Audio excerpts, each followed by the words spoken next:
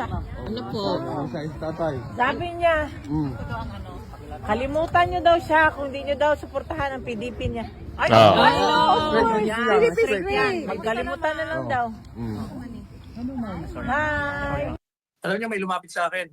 Isang malapit na kaibigan ng Presidente Marcos Jr. Ang sabi ko sa kanya, alam pa ni Bongit yung ginagawa niya? Alam niya ba na nanganganib ang panguluhan niya dahil sa maling mga galaw niya? Sinusunod niya ang payo ng kanyang mga abogadong mali. Siya ang nalalaglag. Alam po niyo, sabi sa akin ng malapit niyang kaibigan. Siyempre, hindi ko na sasabihin kung sino. Maniniwala ka ba, Sal? Na hindi siya nagplano niyan? Iba. Iba. Alam ko na kung sino iba. Kaya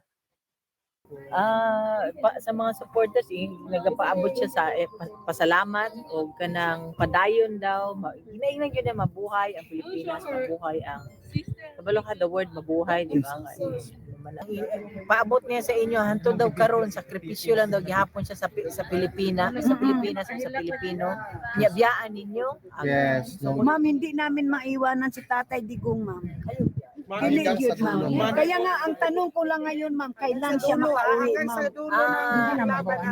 Ganito yan. May positive? Positive. Tago lang natin yan sa ating dibdib ng baraha. Yes. Magandang hapon muli sa ating mga kasama. Nandito naman si Kuya Goods nagbabalik. At syempre, kung di ka pa nakasubscribe, pa-subscribe na lang po at hit mo na rin yung bell para lagi kang updated sa ating mga video. Naku po, meron hong bumalabas na balita mga kasama. Meron hong magandang balita ito. Naku, ano kaya ito? Oo, ibang klase ho ang lalabas ngayon. Malapit na kaibigan ni Bongit, inaming hindi ang Pangulo ang nagplano para sa pag-aresto kay Tatay Digong. Nakakagulat ho ito ha. Sino ang nagbalita nito? Si Attorney Panelo mga kasama. Malapit niyang kaibigan. Naku baka nga, sino ang nagplano?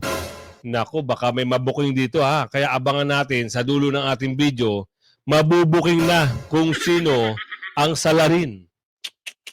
Kaya pala ganun ang tiwala ni BP Sara dito kay Super Ate. Baka nga alam din, no? Nabanggit din ni Super Ate kay BP Sara. Pero hindi pa tayo sure dyan, ha? Pero ganun ang nagiging, pananaw ko. Kasi, bukod sa kaibigan ni BP Sara ito si Super Ate, di ba? Meron silang pinagsamahan. Baka nga alam.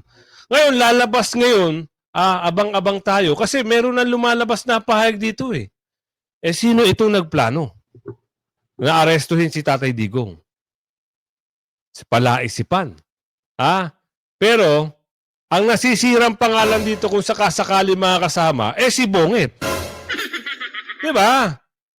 O isang palabas lang ito, pero hindi natin sigurado kasi ang magsasalita dito, si Atty. Panelo. Diba?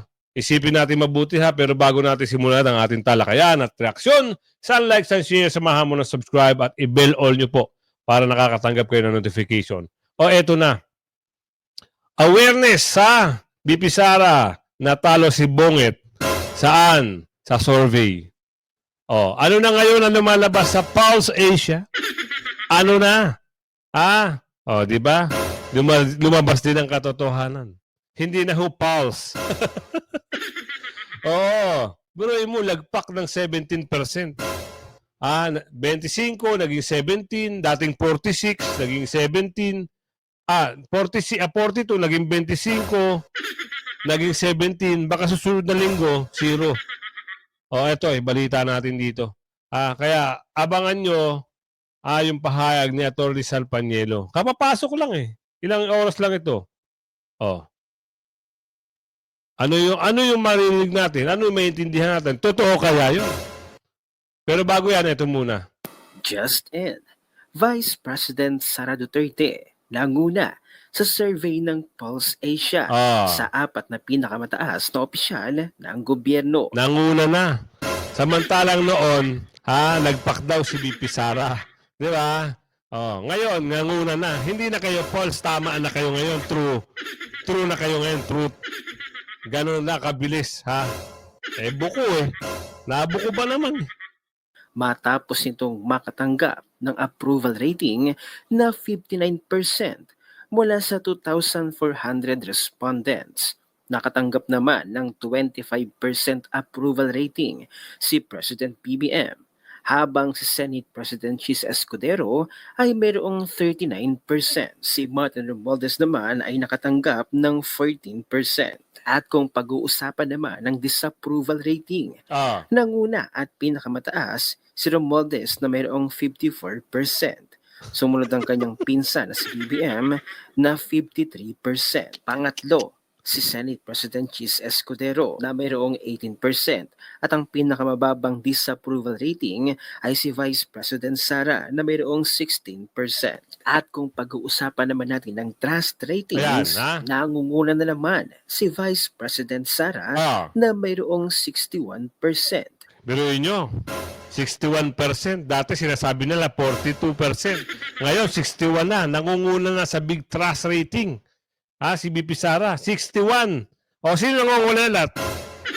Nangungulelat, itong si, sticker. 14%. Sumunod sino? Yung kanyang kanyang pinsan. Sino namumuno ngayon? Mantakin mo, ito pa si Boy Kilay, nag-38% pa. Ibang klase ha. Oo. Sino kaya? Hindi, nalilito rin ako eh. Sino kaya talaga ang nagplano? Abangan natin mamaya.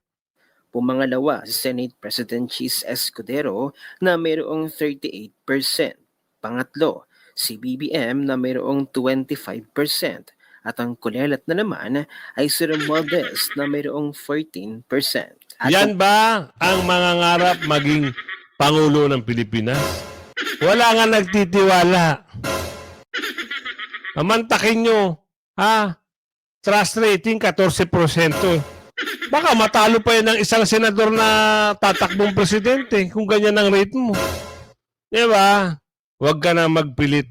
Mama, boss, amo, manager, lulung. Huwag ka na magpilit. Bakit? Hindi ka mananalo. Sirang-sira ang pangalan mo. Mantakin mo yung lugar mo sa Leyte. Palengke na nga lang, hindi mo mapaayos eh. Diba? Ano sigaw ng taga Leyte? Wala yang ginawa dito. Puro lang uubusin na lang niya lahat siya kung sakasakali. Di wala magtitiwala. Diba? pag-uusapan ang hindi mapagkakatiwalaan, nangunguna si Romualdez na mayroong 57%.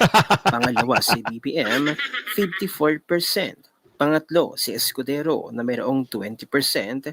At panghuli si Vice President Sara na mayroong 16%.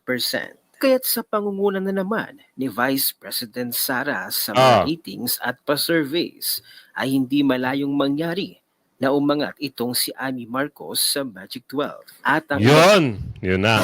Ito lang sinasabi natin. Bakit? Ano ba ang laro sa politikang ito? Hindi laro yan.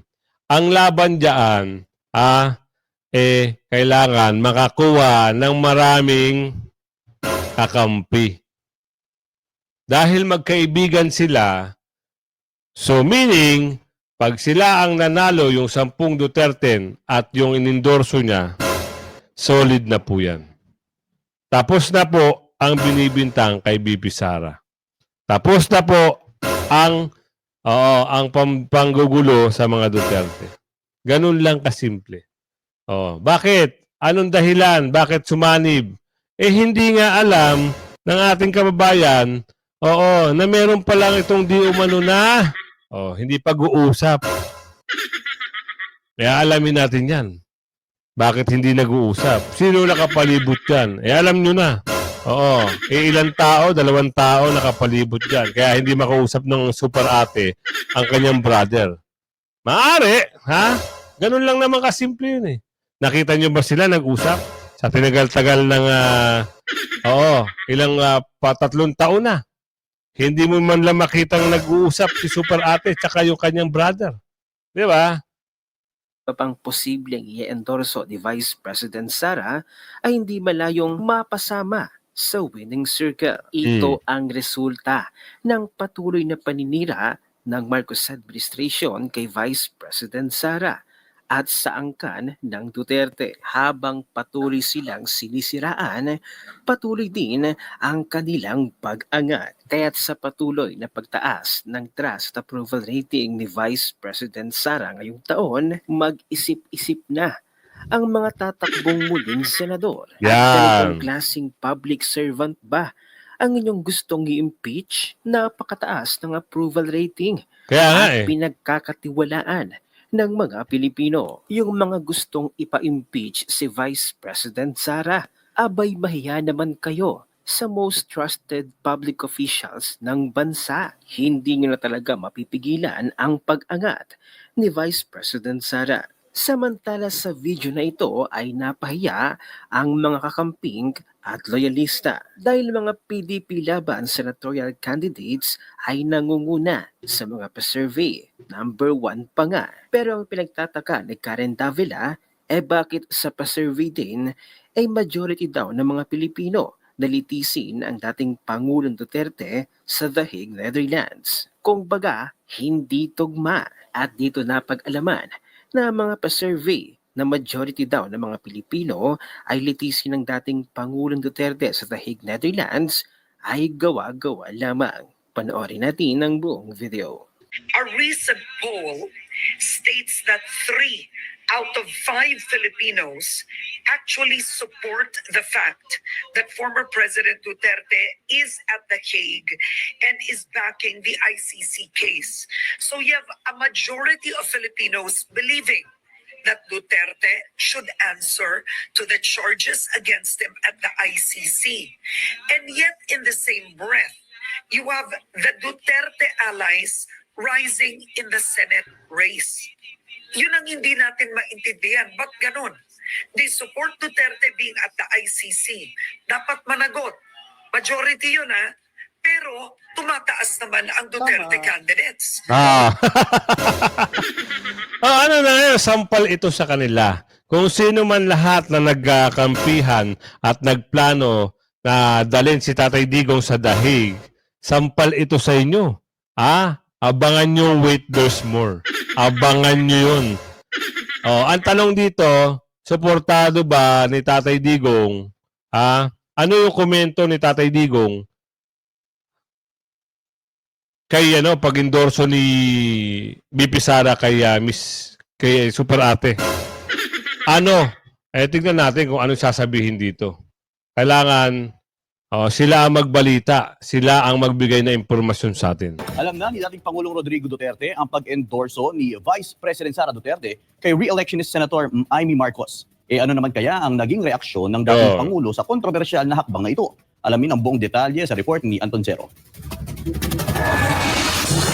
No comment lang si dating Pangulong Rodrigo Duterte sa ginawang pag-endorso ni Vice President Sara Duterte kay re-electionist Senator Amy Marcos ayon kay Hanilet Abansenya. Muling nabisita ng mag-inang Hanilet Abansenya at Kitty Duterte si dating Pangulong Rodrigo Duterte sa kanyang detention facility sa International Criminal Court o ICC. Sa kanilang pagdalaw, ibinahagi ni Hanilet na nananatiling matatag at maayos ang kalagayan ng dating Pangulo. Patuloy niya ang kanyang panalangin at pananalig na isang araw makakalabas din siya sa pagkakapiit. Salamat. Nag-pray me. Yun na siya. Magawas na gano'n siya. Yes, manifest ko niya. Pagdating sa posibilidad na makabalik si dating Pangulong Duterte sa Pilipinas, buo ang pananalig ni Hanilet na may mas mataas na kapangyarihang kikilos para may sakatuparan ito. God will make a way. Wala silang gawa ito ng tao, gawa ng tao, pero ang gawa ng Diyos hindi na kayang labanan ng tao. Balik ka rin na kahit na kanino mang tao, kahit na demonyo ka, di ba? That even the demonyo is acknowledging that there is Jesus Christ. Nagpaabot din ng pasasalamat ang dating Pangulo sa kanyang mga taga-suporta, kasabay ng panawagan na ipagpatuloy ang laban. Sa mga supporters, nagpaabot siya sa pasalamat o kanang padayon daw. Ginainag yun na mabuhay ang Pilipinas, mabuhay ang kabalo ka the word mabuhay, di ba? Mabuhay ang Pilipino. Daghang salamat dito. Kabalo siya na every time na Lalo, nakitaw. Samantala, ibinahagi ng mga Pilipino sa Netherlands kay Hanelet ang kanilang mga alalahanin hinggil sa posibleng mangyaring dayaan sa darating na halalan sa Mayo 12. Ayon sa kanila, may takot silang muling maganap ang mga hindi pagkakapantay-pantay at pandaraya sa proseso ng pagboto. Gayunpaman, maring itinanggi ni Hanelet na may kakayahan silang manipulahin ang halalan, lalo na kapag ang dami ng boto para sa mga kandidatong iniendorso ni dating Pangulong Duterte ay malaki at overwhelming. Sa kabila ng mga isyong ito, naniniwala si Hanelet na hindi na ito magagapi o magagambala kapag ang boto ng bayan ay tunay at malakas. Tama. Ana galing tikas. They can only do so much. I am telling you, they can only do so much. Pag overwhelming gani ang kuan mo to, dili na nila makakaya. Dili na nila mga, they can only do so much. Hitabo na ito una sa panahon 2016. Na magigdog yapon tikas, pero sa kadako sa diboto sa iya, wala yapon. Kaya muling hinimok ni Hanelet ang publiko na bumoto ng diretsahan sa mga kandidato ng PDP laban. Siyempre, botohan na to. Kailan naman ta sa atong botohan, katong tinuod na tao, tinuod nga magserbisyo. PDP, palihog lang. Samantala, sa pag-endorso naman ni Vice President Sara kay Senator Amy Marcos para sa pagkasenador, sinabi ni Hanelet na alam ito ni dating Pangulong Duterte, ngunit nananatiling tikom ang kanyang bibig sa nasabing isyo. Alam ni Tatay Digong. Pero siyempre, sila na lang ang nakakaalam. Hindi na siguro para sabihin pa. At lahat ng bagay ay may dahilan, lahat ng bagay ay may plano, lahat ng bagay ay, siguro naman, alam naman natin, hindi lingid sa inyong kalaman na magkaibigan at nag-usap naman yan dati si Tatay Digong saka si Super Ate. Magkaibigan sila. Nadamay lang talaga itong si Super Ate. Yan ang pagkakaalam ng ating kababayan. Nadamay lang. Tsaka, eto magtatampo si Tatay Digong pag hindi nyo binoto yung 10. Yung Duterte. Bakit? Paano natin masabi yan? Nag-request na po si Tatay Digong. Sabihin nyo kung nagkakamali ako. Ito, pinapasabi niya. Kain siya. Ano po? Tatay. Sabi niya, kalimutan niyo daw siya kung hindi niyo daw suportahan ang PDP niya. Magkalimutan na lang daw. Hi! Kalimutan nyo si Tatay Digong pag hindi nyo binoto yung 10. Kaya wag ho kayong magtatapyas. Isolido nyo yung 10. Yan ang pakiusap natin. Kaya lagi kong sinasabi dito, yung 10. At meron naman tayong nabalitaan na yung 2, kung hindi nyo iboboto, meron 2 bakante, di ba? 10 lang. Meron naman tayong nabalitaan, baka gawing pandaraya o isama, parang yun yung maging pagkakataon nila para mapasukan ng mga, alam nyo na, yung mga dorobo, mga kulay, ibang kulay, wag niyong hayaan. So, kaya meron iniendorso ang bawat tao. May iniendorso si BP Sara, may iniendorso si Pulong. Hindi lang natin alam kung sino talaga ang kagustuhan nyo. Hindi ko naman kayo mapipilit, pero pipilitin ko kayo sa 10. Sa 10 Duterte. Pipilitin ko talaga kayo, araw-arawin ko kayo na iboto nyo. Malapit na ho. Konting kembot na lang, Mayo na. Papasok na ho tayo sa pa-third week. Pa-third week na ho tayo ng Abril. Di ba? April 18 na ho ngayon. 18 ba? O 17? Sorry April 18 na. Pa-third week na. Malapit na ho. Konting sipa na lang, Mayo na. So yung 10 Duterte, PDP line, yung lagi kong sinasabi at yung mga party list, mamimili lang kayo sa Duterte party list, Panaw party list, PPP party list, Sagip party list, at Bisaya Gyud party list, ano pa? Yun. Mamili lang kayo doon sa party list na yun. Siyempre, yung partido ni Tatay Digong, yung mga party list na yun. Pero mas maganda, isolid yung Duterte. Yun lang. Diba? O ano makikita nyo dito? Ano malalaman nyo dito? Ito yung sinasabi ko sa inyo. Papasok na natin Baka sabihin nyo, niloloko ko kayo Malapit na kaibigan ni Bongit. Inaming di ang Pangulo ang nagplano kay Tatay Digong. Alamin natin yan para mas maganda sa mas maganda, sila na mismo ang magsalita.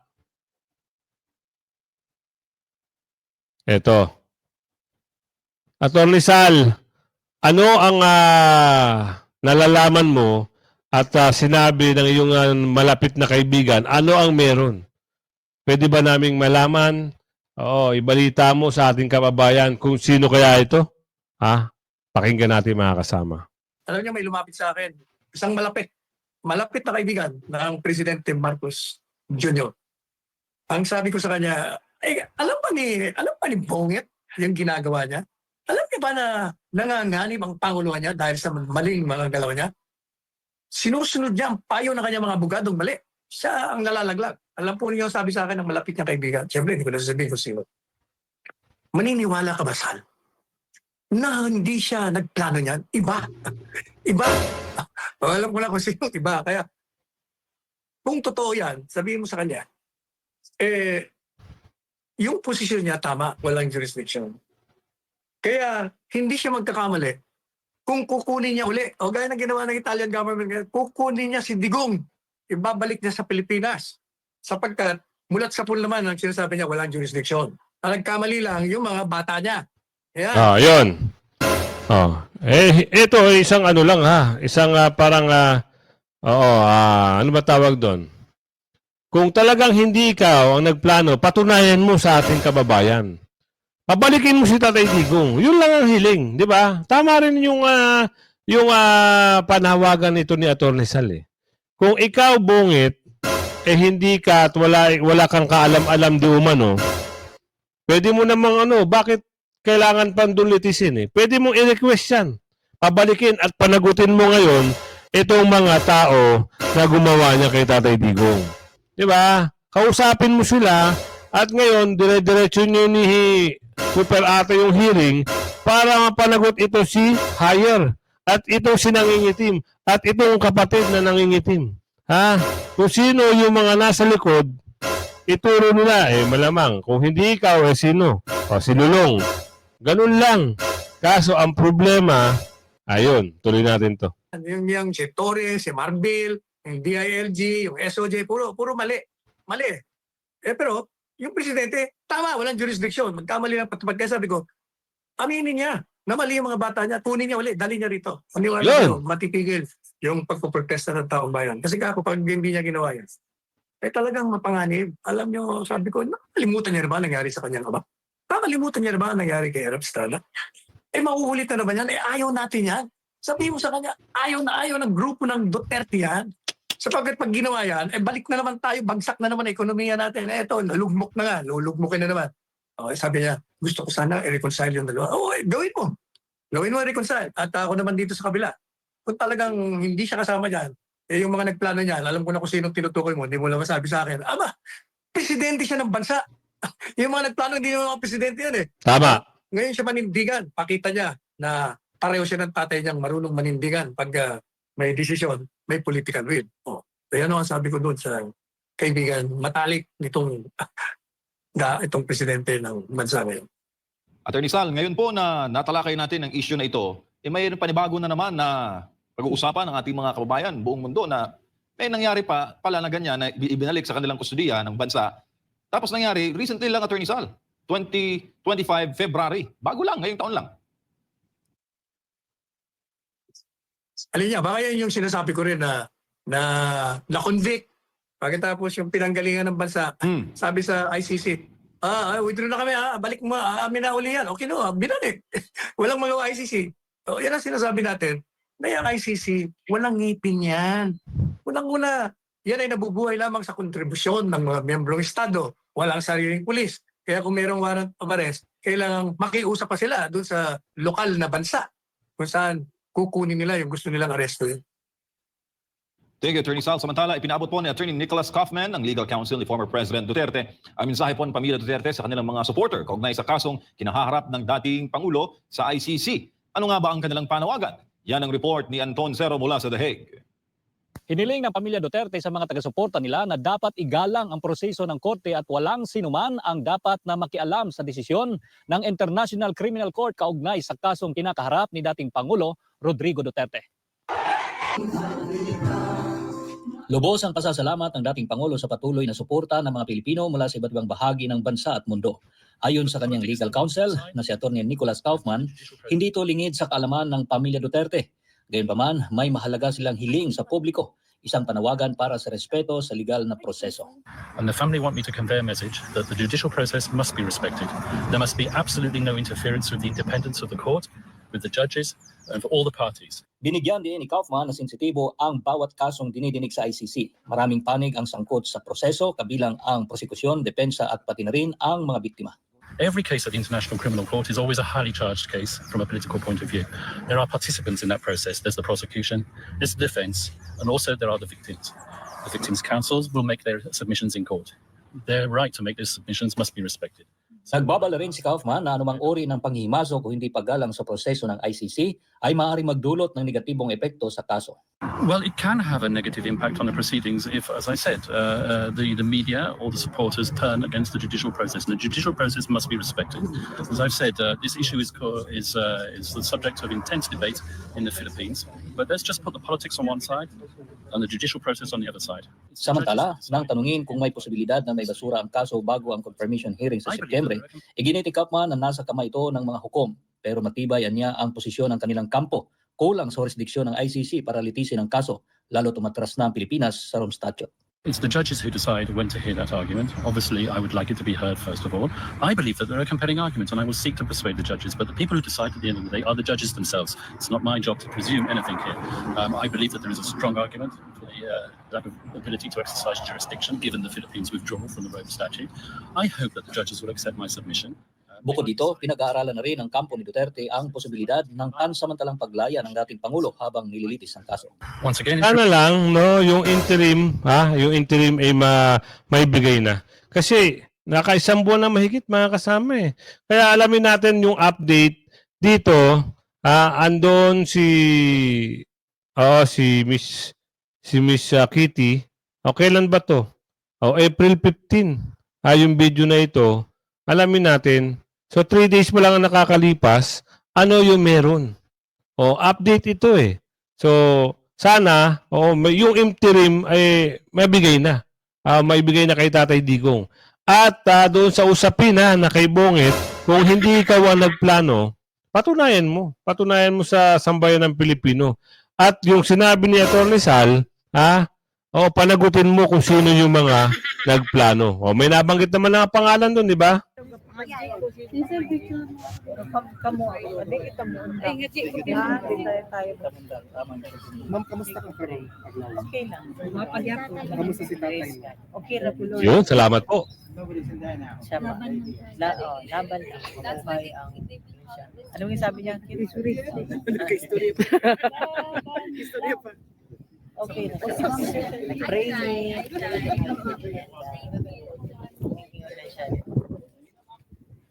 Kagawas na ginag siya. Yes, 100%. Manifest. Amen. Amen. Manifest ko niya. Exactly. Asan ang payong? Okay lang ba ko? Salamat ha. Basta ako pirmi ko. Maagi ko ninyo. Kaya baba salamat. Salamat po kayo. Ang nabay ka ng sulti si PRD o komento niya about sa pag-endorse niya. Wala siya nag-comment. At he's aware, ma'am. Aware na siya. Aware na siya. Wala siya nag-comment. Maliwanag alam ni Tatay Digong pero wala siyang comment ha. Okay, tuloy. Ma'am, pero sa imong opinion, ma'am. Ako wala lang to. Ako itago. Thank you. Yan na lang. Why makakita? Napay message si former Thank president you, ma'am. para sa iyong supporters. Sa mga supporters, nagapaabot siya sa pasalamat o kanang padayon daw. Inainag yun na mabuhay ang Pilipinas, mabuhay ang kabalo ka the word mabuhay, di ba? Thank you for... Mabuhay ang Pilipino. Daghang salamat yun. Kabalo siya na every time na naitaw. Every day. Every day. Hanggang sa dulo. Pinagdasal namin ang yan, man. Rain or shine. Rain or shine. Ma'am, health-wise, okay naman. Okay na siya. That's good. Okay na siya. Hindi pa lang. Ang sugar, ma'am. Okay na kayo siya. Okay po siya. Kay itagaan na siya. Upuan ka na mamonitor na. Tagaan siya. Huwag ka na katong something na. Ma'am, pwede may mamutahan ni Sir Polong, kano siya mo. Wala po kabalo sa exact date. Sige, lagi may upuan, communicate kung kano sa. O mo anira na siya mo ano siya na po yung istoryahon. Puli-puli ba?